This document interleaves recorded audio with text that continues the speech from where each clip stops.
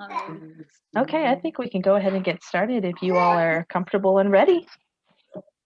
All right. Okay, definitely want to make sure everyone's on mute who's coming in, but I will share my screen.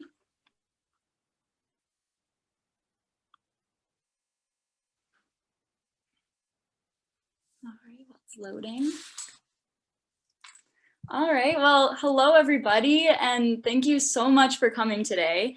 This is really exciting for us to see everyone just popping up and supporting us. So I just want to start by introducing ourselves. So I'm Lauren, and this is my coworker Erin, and we're both childcare specialists at the Respite Center. And in this past 6 months to a year, we've taken on this fundraising role because we just love Respite Center so much, and we've been there working alongside and supporting Maggie Wade, who's the development director.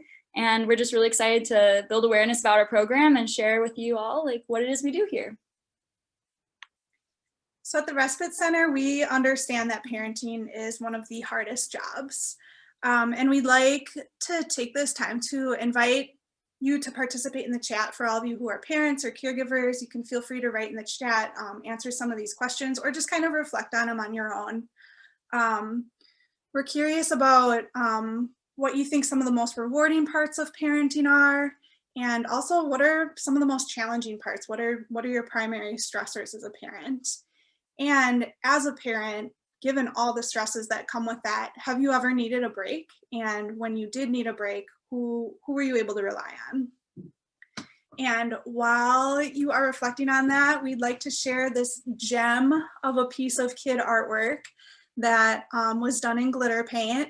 And it says, "Mom, #1 with a few flaws." And we think that this just perfectly reflects parenting. Parents always have their kids' best interest in mind, but no parent can be perfect. And you can see Erin, in the cute little reflection, taking the photo. We're like, I like this one. Let's take a picture of this. So now that you've kind of thought about what your own experience is like being a parent, we want you to consider, what would this be like if you were experiencing housing insecurity, if you were homeless? What is your biggest challenge now and your primary stressors? And how is this affecting your parenting? Thinking about, what does bedtime routine look like? Dinner time routine, getting the kids ready to school and getting them off to school, and looking for housing at the same time, and keeping your job and getting transportation to work. Consider if you were fleeing domestic violence, what's your biggest challenge as a parent right now, and what are your primary stressors, and how does having experienced this violence in the home affect both you and your child and your ability to parent? Who do you have that could care for your kids when you search for housing or a job or meet with lawyers? And also, how do you think this would impact your kids? In terms of their feelings of safety, their attachment, some of the behaviors that can sometimes come out when a kid's world is turned upside down, such as acting out or withdrawing. What would parenting look like with this layer of stress? Now imagine that you have a chronic health condition. What is your biggest challenge now? How does this impact your capacity to parent? Thinking about, maybe you're on bed rest, maybe you need childcare during your appointments. And when you have a chronic health condition, parenting is already so emotionally and physically draining. Imagine having a chronic health condition on top of that. It's like all that compounded stress. Mm-hmm. And that's where we come in. Yeah, so this is where we come in. So the Respite Center was founded in 1979. We are 42 years old. And we were founded specifically in order to address the needs of parents that are under a lot of stress and crisis, especially parents that don't have support systems in place. So at the time that we were founded, we originally started in a house on Willie Street in Madison. It's since been torn down and rebuilt upon. We're now in a bigger center. But yeah, so we were like the first ever. We were the first respite center in the entire country back when we were founded in 1979. And we're still a pretty unique service provider. We're the only provider of center-based respite care in Dane County, one of 2 in Wisconsin total, and there really just aren't a lot. They're very like few us. and far between, like around the country. It's a very necessary service, but there's a lot of high demand, but not a lot of these centers around. Yep, and we have staff that's been, they've been dedicated to respite centers, some from the beginning, some since we were back in that house. And they have had the opportunity to watch kids in the community grow up. There's definitely very strong relationships that get built through the longevity of our respite team. So today, in 2017, we merged with some other service providers, and we are now Rise Wisconsin. This makes us part of a network of wraparound services. All the other services have parents and kids who use respite. So now we're a program within Rise. Yeah. So I am very excited about showing you this video. So this is our CEO. She's 4 years old, just kidding. But she is that young, but she's not our CEO. She's a regular kiddo from Respite Center. Her name's Aaliyah. And what's really special is that she's about to lead you through a tour of the Respite Center through the eyes of a kid who comes here regularly. So it'll be a very fun thing to watch. So now you can kind of picture where it is, where all this takes place.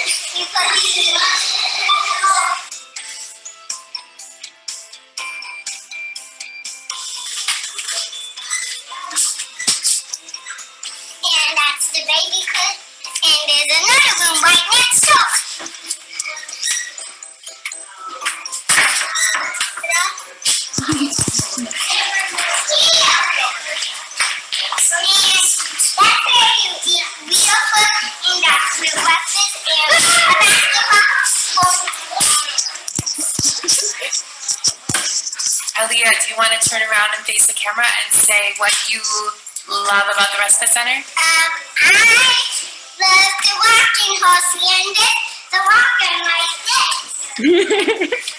And you want to see me tall and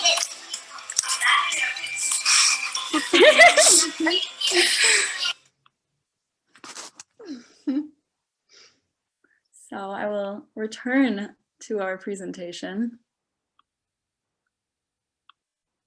Okay.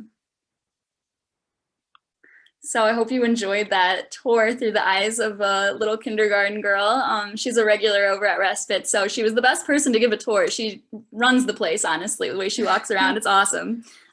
So for those people who may have just signed on a little later, I just want to reintroduce. I'm Lauren and this is Erin, and we're both childcare specialists at the Respite Center.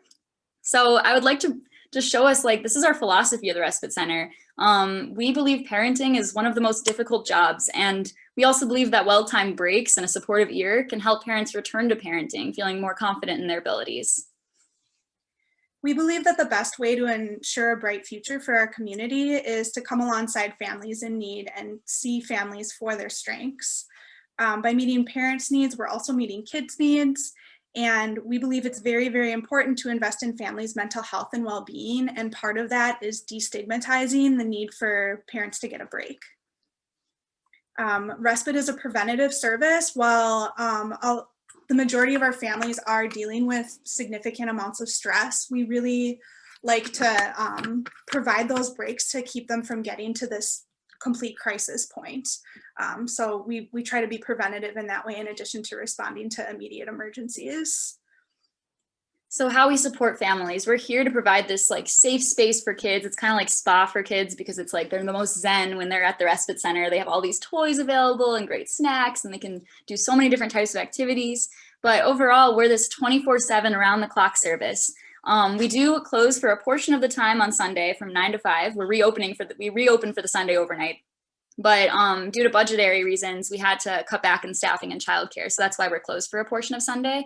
But other than that, we are still answering the phones. So even during the time that we're not in childcare, we still have someone on the phone 24/7, so that if someone who's in crisis calls and just needs someone to talk to, or to at least schedule some future childcare so they know they have a break coming up, we're always able to answer crisis calls around the clock. And we serve kids from 0 to 14 years old. And something I think that's really special about the Respite Center and unique is that a lot of times when the parents come to us for their first Respite Center visit, it's usually when they're in crisis. It's like they've been referred by a hospital or some other service that they're using, and they're in crisis and they're using us, and their children come here and the kids have a great time and it just works out great. They have all these wonderful things to say. They don't want to leave. And the parents realize that this break was so helpful to them and so necessary. So they come back for future times. And when they come back, it tends to be more like for the respite breaks, rather than coming back in crisis. A lot of times they come to us because they just need a break. And it's almost like we become like the extended family for them. So if someone is living in the community and they don't have like a grandparent who lives nearby, or they don't have other people that they trust to watch their kids, it's like we become that grandma or that aunt that you trust to watch your kids. And we have no criteria. We don't turn anybody away. If they're stressed out, we're here for them. We don't require people to pay if they can't afford to. So a lot of the needs that we meet for families, we've helped families that are experiencing domestic violence, families that are getting furthering their education, medical and mental health emergencies. We did a lot of this during COVID especially, but we are always taking significant emergencies like this. Housing insecurity and homelessness this is a huge problem in Dane County. It's a very overwhelming problem, and while we can't shelter kids for an extended period of time, we are able to help families kind of piece housing together sometimes. Sometimes parents can stay with a friend or a family member, but they can't bring the kids because that could put their housing at risk because there's a limit to how many people you can have in the unit. Sometimes we're able to take kids so they can have a break from sleeping in the car or sleeping at the shelter, which can be really stressful for kids. We provide relief breaks. We are the Respite Center. That is what we do. And then we also offer support around job security. So sometimes we actually just had this happen last week.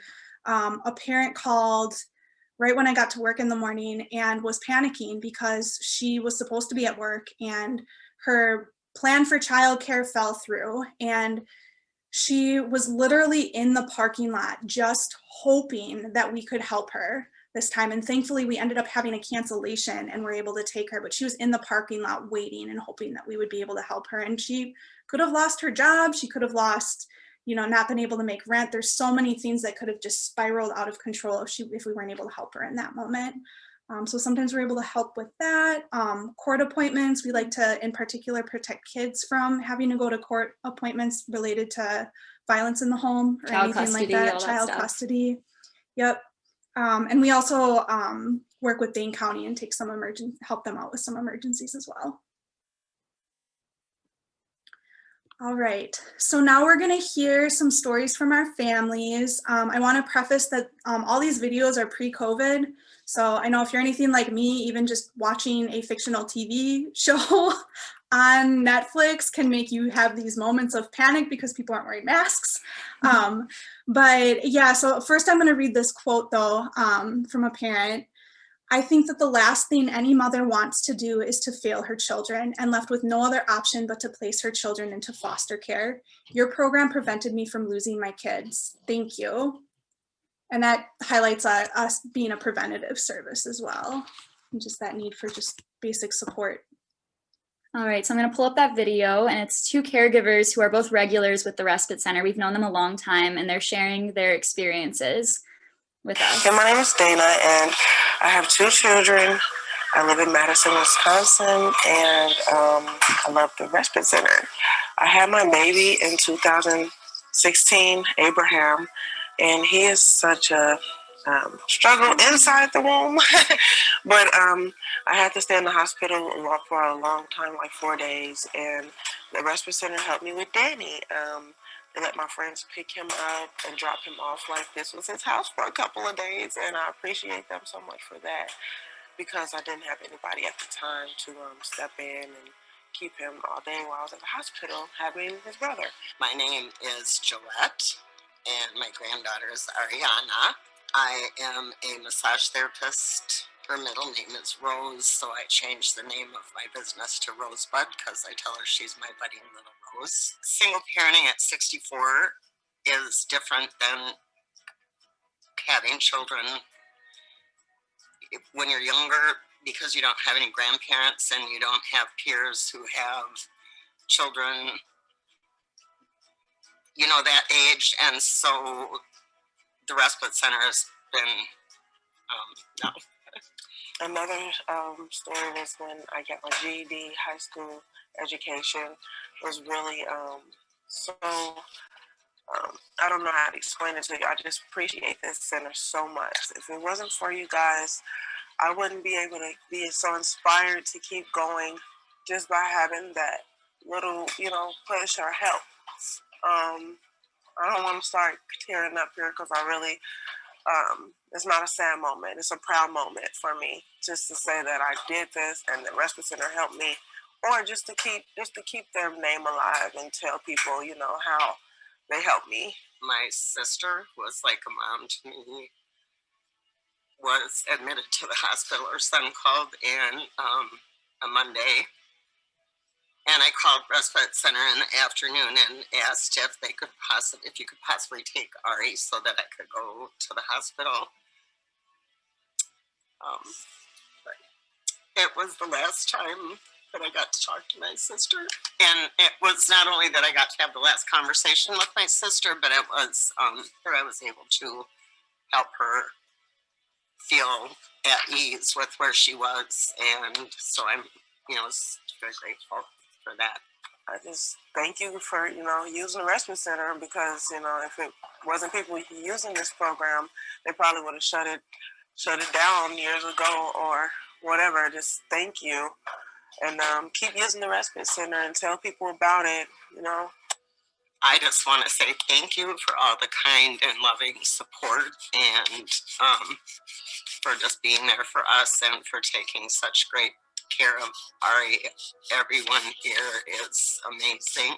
It has made such a huge difference for us to have Respite Center, and just such a difference for Ari to have this with her situation. Just to have such a safe, loving environment that she can go to, and such support for her is priceless, really. So every time I see that video, it's so impactful. It's just like knowing these families and everything they've like overcome, and everything they've been like going through, and it's so special to hear them share their experiences. And we know a lot of the kids really well, so when we get to hear from the parents, it's like really unique for us to get that side of the story. And the kids are just so much fun. I had both those two families on my schedule in the last few weeks or so, and it's just such a good time seeing them, and they come running and give us hugs and everything. So I'm really glad that those two caregivers shared their stories. So here I want to share about how we are specialized childcare. So a lot of the kids who come into the Respite Center, a lot of them have been through some really stressful experiences and some trauma backgrounds as well. And this diagram I have here really explains how no child responds to trauma in the same way. So as you can see, these are different ways that kids cope, and it's like equally opposite responses. So one kid might respond to trauma by trying to control everything, trying to control the narrative of play. And it might be that there's a lot of things in their life that are out of their control. And this is like one way they can kind of gain that back. And while other kids might be having escaping behaviors and trying to just flee. And we also see some kids who respond to trauma because things are just so overwhelming to them that they start acting out, maybe throwing things or yelling. While other kids would have the opposite reaction and kind of get really quiet and withdraw to a corner.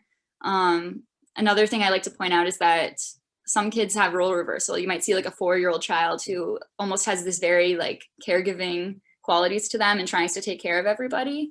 And that's like a role reversal. And sometimes you see kids who've already been potty trained to start regressing back to those early stages just because things are a little overwhelming to them. And so I want to also share a couple stories that I feel like really highlight how staff here are really trained in how to respond to kids who've been through some trauma. So the first story I want to share was on one of my shifts. I was early on at the Respite Center, and my coworker Bev and I were on a shift with these two boys.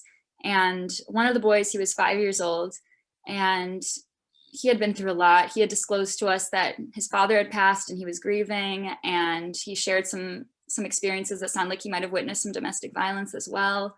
And so he was processing a lot. And at one point, while he was playing, something flipped and a switch, and I'm not sure what the trigger was. Sometimes you just don't know, but he started acting out and throwing toys, getting pretty aggressive with his younger brother. And Bev responded by very calmly offering that they go on a walk and kind of help him take a break from the space that was causing him some stress. So they left the childcare area at the Respite Center, and they walked down the halls around the Rise building. And as they were walking down the halls, they made their way to a room that has a fish tank. And Bev started asking the little boy, "How many fish do you see?" And he starts counting them. "What colors are the fish?" And he starts labeling the colors. And after a little while, when he seemed to be kind of settling a little, she asked if he was ready to go back, and he was. And when they were ready to start walking back, she said, "No, do you remember which way? Did we turn right or did we turn left?" And he started, remembering and guiding the directions back. And the reason this was so important is that Bev did all of this so intentionally. She explained later to me that when he was acting out, he was his brain was very focused on the amygdala, that fear center of the brain, which is the fight or flight response, which can happen to kids. Like, they might have a trigger and suddenly their brain is like going back to a really stressful time. And by removing him from that situation and having him label the fish, counting them, the colors, and leading directions back, she was having him kind of refocus his brain towards his executive functioning, his control, his critical thinking, his judgment. And through doing so, she was able to help him regulate emotionally. And it was just very intentional, and she was able to respond to his needs. And I just think that story really goes to show the training we have as childcare specialists. And my next story is something that also happened on one of my shifts. There was a 13-year-old girl who showed up at the Respite Center, and she had a very extensive trauma background. She experienced so much for just a kid. And when she arrived, it was her grandma who was dropping her off, and her grandma and her were arguing, and it was getting pretty escalated at drop off. And eventually they parted ways. Grandma left, and this child, the 13-year-old girl, her response was withdrawing. And she withdrew to a corner and just kind of sat very quietly. And I knew that a lot of times when we see kids who are withdrawing, it doesn't necessarily mean they want you to ignore them. It means that a lot of times they're trying to test you. They've seen a lot of caregivers or adults abandon them. And it's almost like a way to test their trust with you. So I grabbed some coloring supplies. I sat by her and just kind of kept her company, waited for an opportunity to connect. And eventually her chair squeaks. And I say to her, "Don't you hate it when your chair squeaks and it sounds like you farted?" And it totally broke the ice. She started laughing. And from then on forward, we were chatty and having a good time and talking about the middle school drama and baking some muffins. And then suddenly her demeanor changes and she tells me, "I'm feeling really guilty." And I asked her why she was feeling that way. And she told me it was because she was yelling at her grandma, and it was because she said she didn't think she was going to have a good time here, so she didn't want her grandma to drop her off here. But now that she was having a really good time, she was feeling guilty for having yelled at her grandma. And I told her, you should not feel guilty for that, because how would you have known otherwise? Like, you had no idea you were going to have a good time here, so it's really not your fault. Like, you should not feel bad about that. You had no idea. And I said, if it makes you feel better, though, you could always talk to your grandma and check in and see how you're feeling, talk about how you're feeling now.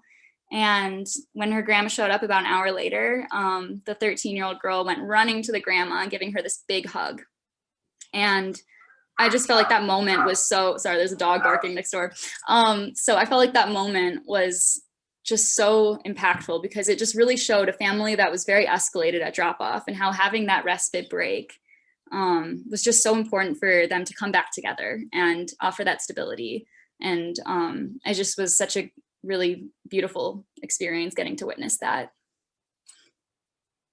So I want to share with you a little bit about our impact in the community. These are 2019 numbers because 2020 was weird.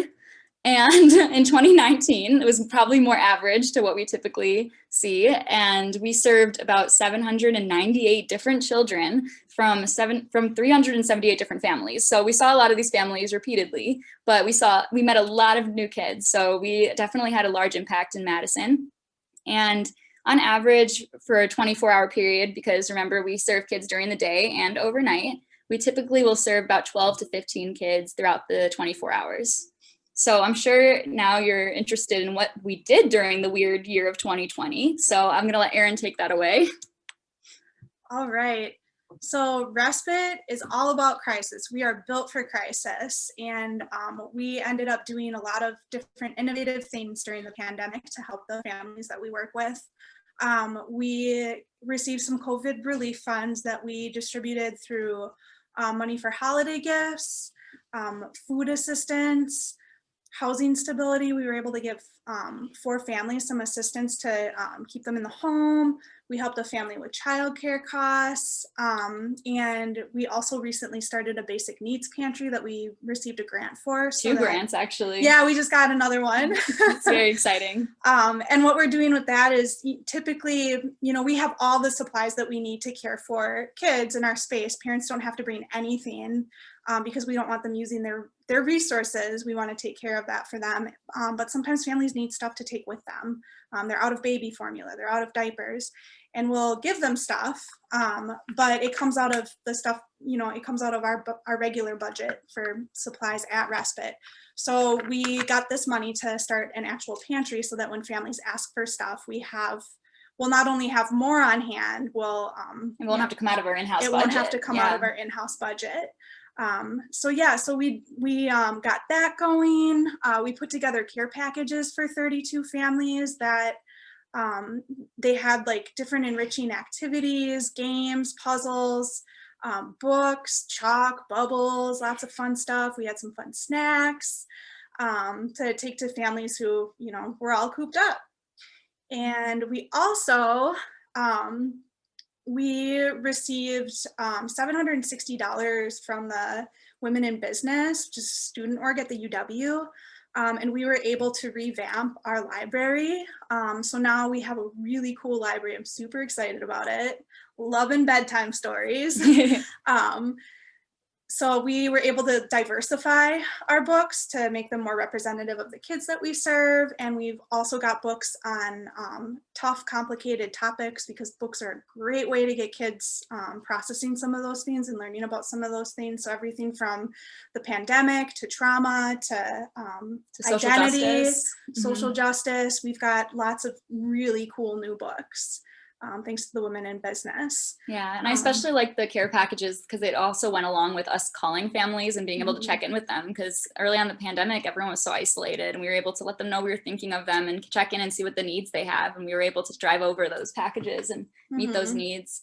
Also the photos, those are Erin and I all geared up with our COVID gear and all our protective gear.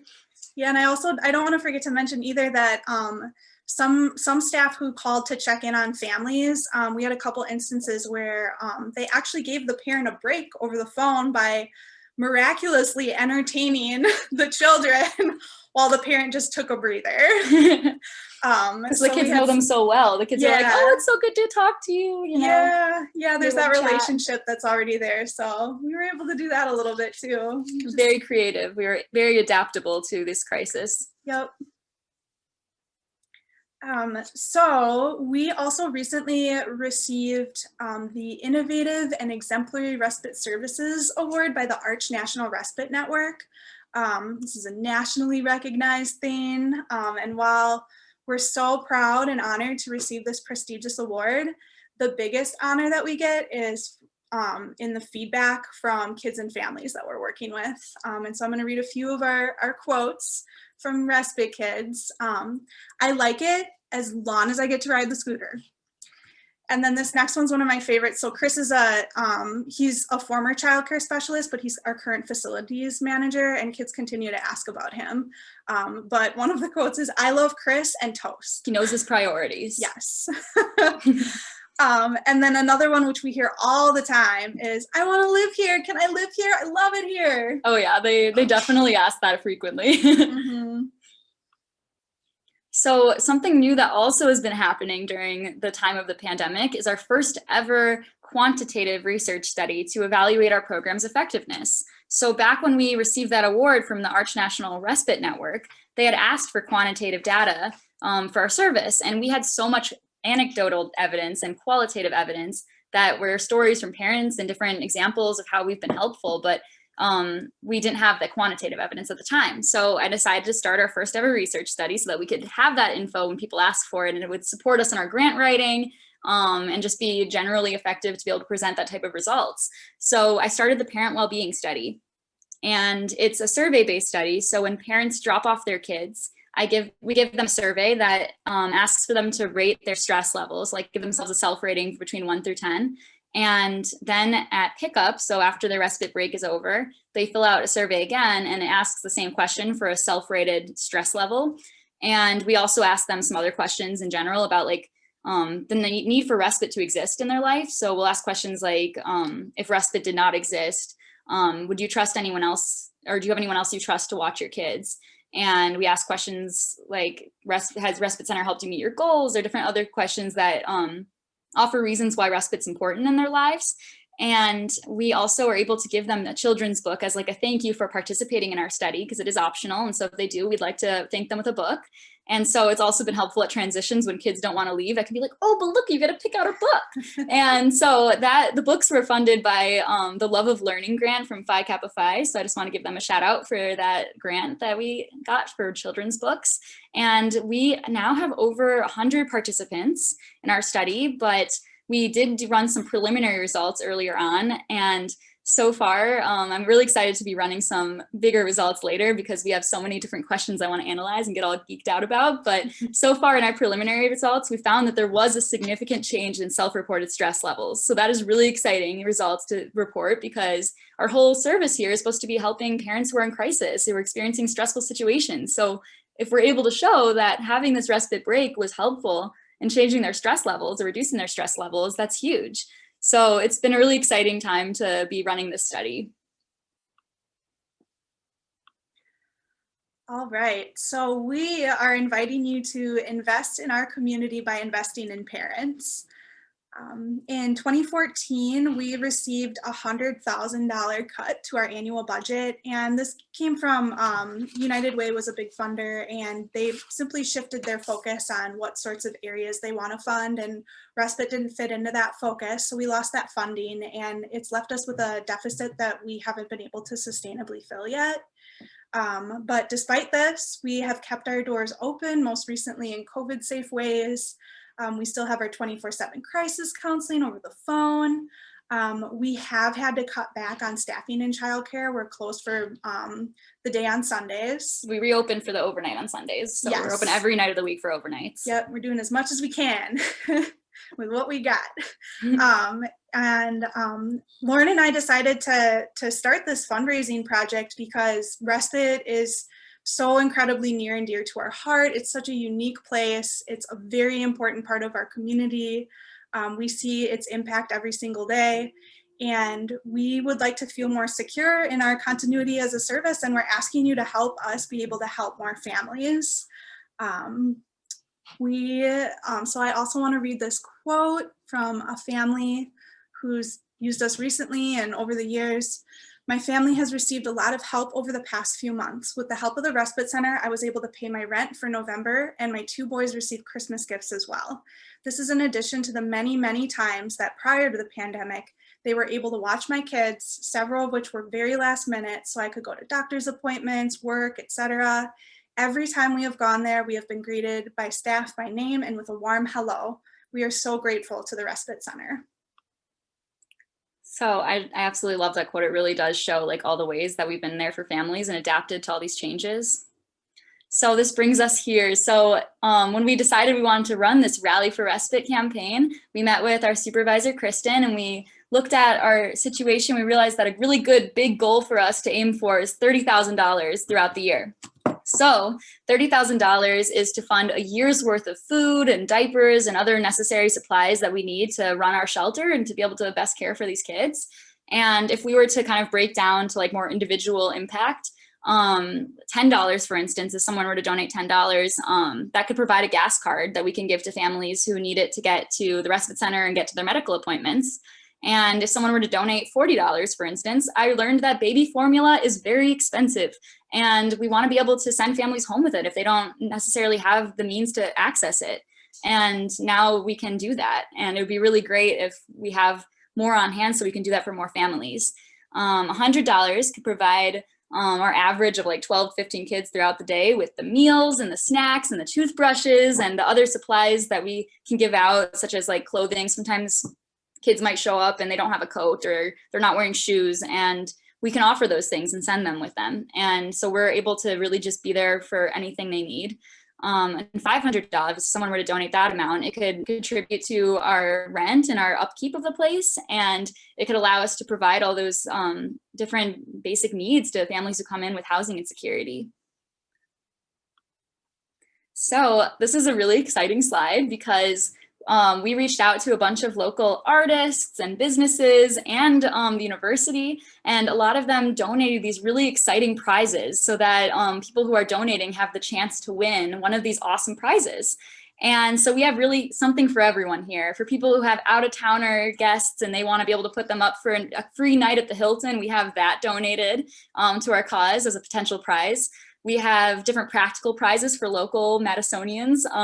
People could get a free oil change. They could get some coupons for local businesses. For people who are really into sports, we have free golf certificates from the city of Madison and free Pilates class and assigned basketball from Badger Athletics. And we also have things for people who are really into art. We have paintings from local artists and a lamp designed by a local artist, as well as paintings by Respite children. So that is one of my favorite prizes because over my time at Respite, I was noticing that there were certain kids who were just exceptionally talented painters. And so when we were making those calls for care packages, I asked those families specifically if they'd be interested in donating a painting. So Aaron and I drove over to different kids' houses and talked to the parents and dropped off canvases and paints and brushes, and then drove back and picked it up when they said they were done. And now we have 9 paintings by kids, and they're all just amazing. So I'm really excited about those prizes as well. And we even have a family fun day from Stonehouse Farm. They donated a free tour of their farm with a beekeeper experience. Ooh. So that's really exciting too. And there's a massage, a 60-minute massage. Oh, that one was so exciting when I saw that one because everyone's stressed. I mean, absolutely. So a massage sounds exciting and awesome. So yeah, that's also another new prize that we've added. So how you can help, how this works. So if someone were to donate a minimum of $10 and they select the prize that they prefer on the website, then their name will get entered once into the like the hat of all the pool of names for that prize. But each time they share our fundraising link, if they share it over email, they'll have to CC Respite Fundraising at risewisconsin.org, or if they were to share it on social media and tag Rise Wisconsin, then we can keep track of every time that they're sharing out our fundraising link. And every single time they do that, we put their name in the hat again. So essentially, if people are actively participating and spreading the word, we reward them by increasing their chance of winning that preferred prize. So I want to kind of show you guys how this website works. So if you can see here, this is our Rally for Respite website designed by 2 other childcare specialists. And so far we've hit 29% of our goal, which puts us months ahead of schedule. So we're doing great. And if you scroll down, you can see that we have those amounts of impact that I described earlier, but you can also give at any level if you want to put in your own amount. And then down here, you select the prize that you're most interested in, and you continue and put in your info. And that's how the website works. And so this link for the website is posted all across the Rise Wisconsin social media pages, so you can find it there. And another thing I really am very excited about announcing is our first prize drawing is happening this Friday. So on Friday, our supervisor, Kristen, and her little son, Io, who's adorable, are going to be doing our first prize drawing for 2 to 3 prizes. And we're not telling anybody what the prizes are. It kind of keeps the suspense. And so they're going to, so Maggie's going to be posting a video of them drawing a name out of the hat and announcing the winner for our first couple prizes. So it'll be posted on all our social media accounts to see that video of the prize drawing. So it makes it really fun. All right, thank you everyone so much for being here. I'm sure many of you have been in front of a screen all day. So I'm really grateful. We're really grateful that you made time to come hear more about us and hear about our fundraising campaign. We're hoping you spread the word. At Respite, we believe that although anyone can be a parent, no one should be expected to do it alone. Mm-hmm. And so I'll read a few quotes and then I'll open it up to our question and answer session. So another child says, "I love this place so bad. This is the coolest place. I wish I could come here every day." You and every other child. Another child says, "This is a magical kingdom." And then my personal favorite is, "I know why this is called the Respite Center, because moms can go drop their kids off and rest a bit." It's logical. It makes so much sense. I She love gets that. it. Oh, She gets absolutely. So that is our that is all for what we would like to share. So we're ready to open it up if anyone has any questions. Actually, before we get started on the Q&A, I was noticing earlier you said that you had a quotation from a kiddo that said, "I love Chris and toast." Do you two have like a funny story or a funny experience you could share with everyone about like your experience as a child care specialist? Absolutely. Here, I'll stop the share so you can see us a little more intimately. But so I guess I could go first. Yeah, where do we start? Honestly, on the daily, I come home with these ridiculous stories because kids say such funny things, but They're the best. this one stands out to me. This was probably last year. I was working and we knew there was going to be a tornado drill. And I had 2 girls on my schedule. One of them was a 10-year-old girl and the other one was a 9-year-old girl. And the 9-year-old girl, she had a prosthetic leg. And so when she first arrived, she puts her prosthetic leg in the cubby because it was kind of irritating her. And she was kind of walking around okay without it, just like one leg was a little shorter and everything and getting by around. And the kids got along so great. They were just playing and making future plans to have play dates and everything. And then the tornado drill happens. And as I'm leading them past the cubbies of all their belongings towards the, our designated tornado drill room in the Rise building, so the 9-year-old grabs her prosthetic leg, and as we're walking down the hallway, she's holding it above her head and says, "I bet none of you can hold your leg above your head." And it was just like the confidence and the hilariousness. It just was cracking me up. She was so funny, and it just totally made my day. And she just had such a good attitude and just such a zest for life. And just to see those 2 girls get along so great. They just met that day, and when the parents showed up, it was like they were building connections, making friends because their daughters had. And, a lot of parents are isolated and may not have many social connections, especially if they've just moved to Madison. So this is a kind of like an example of being able to kind of build connections with different community members. And so it was a really beautiful moment too in the end, but I loved her line she said. That was just great. Let's see, I think the first one that comes to mind for me is we were taking care of a 5-year-old one night, and all of a sudden, just out of nowhere, he goes, "I used to be in my mom's belly." And I was just like, "Yeah, me too. We all used to be in our mom's bellies, Julia, all of us." And he was just like, "Do you know how I got in there?" And I looked over at Julia, who was cooking, and we just kind of gave each other this look of like, "Oh, this is gonna be good." And he goes, "I just snuck up in there all by my own self." And he was so proud of himself. He just kept on saying, "I just snuck up in there all by my own self." He was so proud of it. It was great. I just love that. That's amazing. Yeah. Oh, wow. I love that. Characters. They say the greatest things.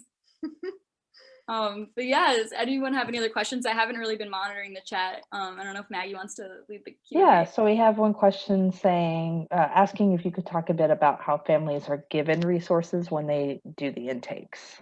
When you do intakes, I'm sorry. Absolutely. So Irma, who's actually, she might, yeah, she's on the call still too. She's our family service worker. And so she does all of our intakes with families. She's so busy and doing so much work. And she's the person who answers these crisis calls when parents call. So it's a really stressful job, but she is so empathetic and does such a great job with it. And she's very well connected and aware of all the resources in Madison. And so when families express like some sort of disclosure, some sort of need, she's able to offer those resources. An example of like one that I see in her office is I was volunteering at Days for a while, and I had seen that and Days is our domestic abuse intervention services. It's nearby the Respite Center on the same street, and they are a domestic violence shelter. And I noticed that they had these resources that were these little lipsticks that when you opened them, they had a little like scroll inside where you could see emergency numbers and resources. So she has a basket of those in her office. So that's just an example of like one type of resource she can offer. And the reason why it's in that lipstick tube is that if someone is in an abusive relationship, they would want to hide that resource that they have access to. So it's kind of concealed in that way.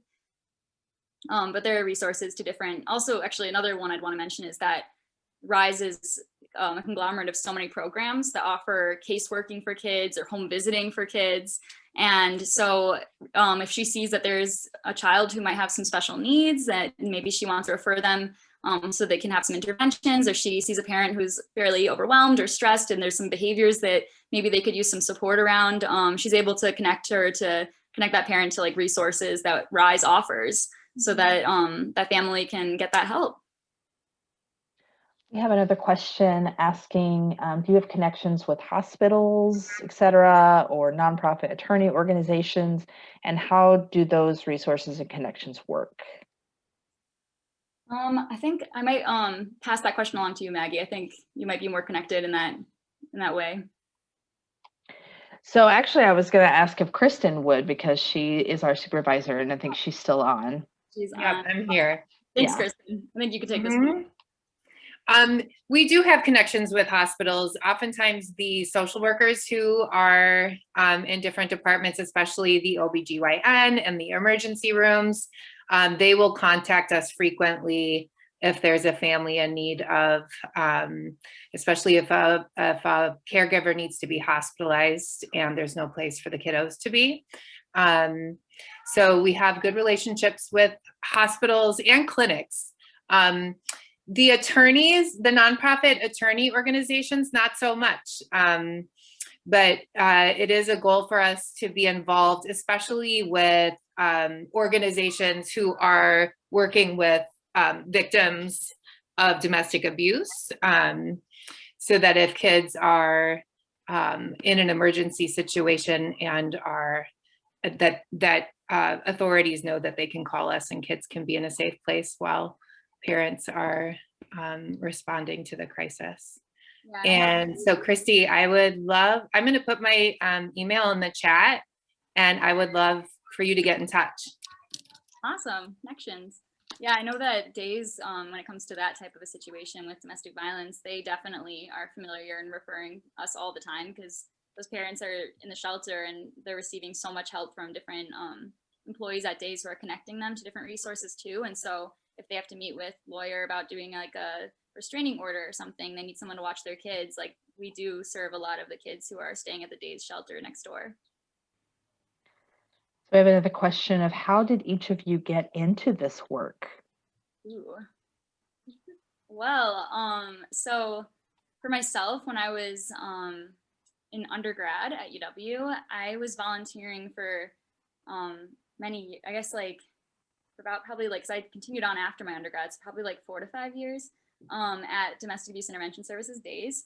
And honestly, I was volunteering there like once or twice. I was volunteering there twice a week, honestly. And it was my favorite part of the week. Like I would be going through the day of going through college classes and everything. And it just was so special for me to hop on that bus, head over to Days and spend time with the kids. And I was just like, I was thinking like, if I wanted to jump into a career where I want to be doing something that makes me so happy and doing something that I can feel the impact and be there for families and prevent situations of crisis, this is exactly where I want to be. And when I was thinking about how much I loved doing that role at Days, I realized that the Respite Center was offering that for not only families that were experiencing domestic violence, but who are experiencing homelessness and different medical crises and just a various amounts of like stressors in life. And I realized that was just a service I believed in so much, and I just knew I wanted to be a part of it. So this is my what I went for right away.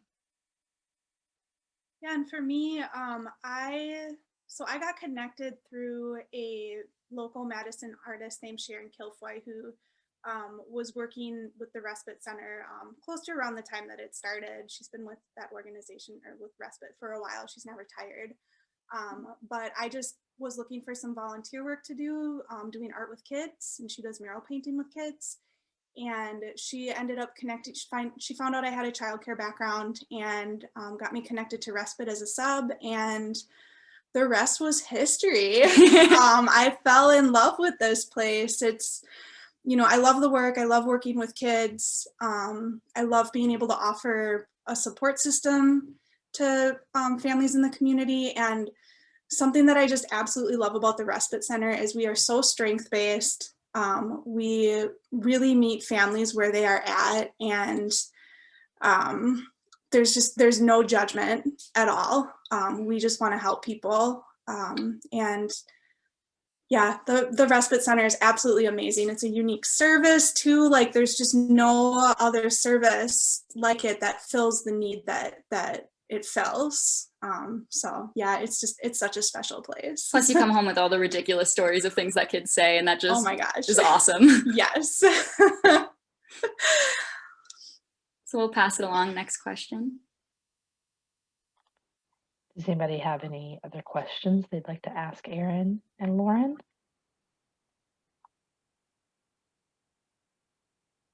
Okay, I think we are good. Oh, do you do pet therapy? Not currently, but I know that like through RISE, we've definitely had discussions around different resources that do offer that we could refer families to, because there's just a lot that's very special about that approach that's been really helpful for a lot of kids. So we definitely can refer kids to that. But I think the closest we come to that is the fact that we have these huge windows at the Respite Center, and there are so many animals when you look outside. You see so many squirrels and chipmunks and rabbits, and then the house across the way from us that like shares a lawn with that window, for some reason they always have so many animals. So the former family that lived there had like 4 cats on the roof. And so if I'd be with kids and maybe they like wanted to kind of have like a moment of looking outside, like having that type of a kind of serene experience, I could be like, how many cats do you see on that roof? And then when that family moved out of that house, the next family that recently moved in has so many dogs. So now it's like you look out our window and there's like 6 dogs running around. So that's probably our closest thing to pet therapy. I've always wished we could have a little pet at Respite, but you know, you never know with allergies and everything, that would probably be too risky. Yeah, our former childcare specialist, Chris, current facilities manager, he actually built like a little squirrel playground right outside by these big windows. Like we just have a wall of windows, and so we can see all the little squirrels and chipmunks coming to like get stuff to eat and see them playing with each other. And we've got a yard with a playground, and there's lots of chipmunks and all sorts of little critters out there.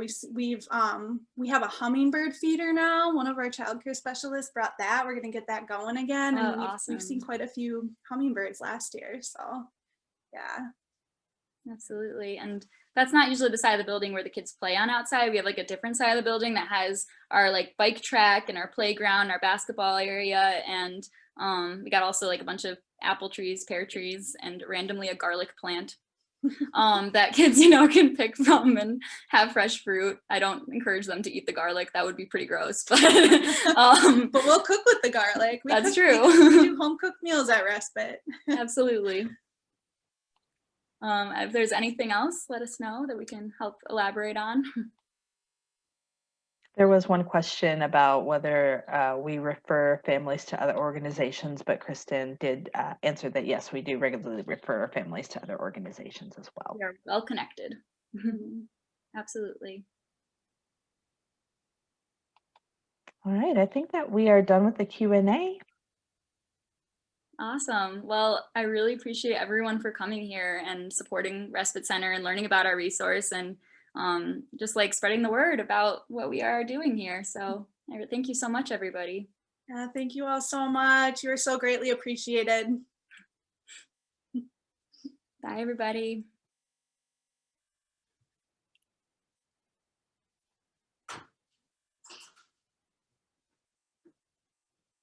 No.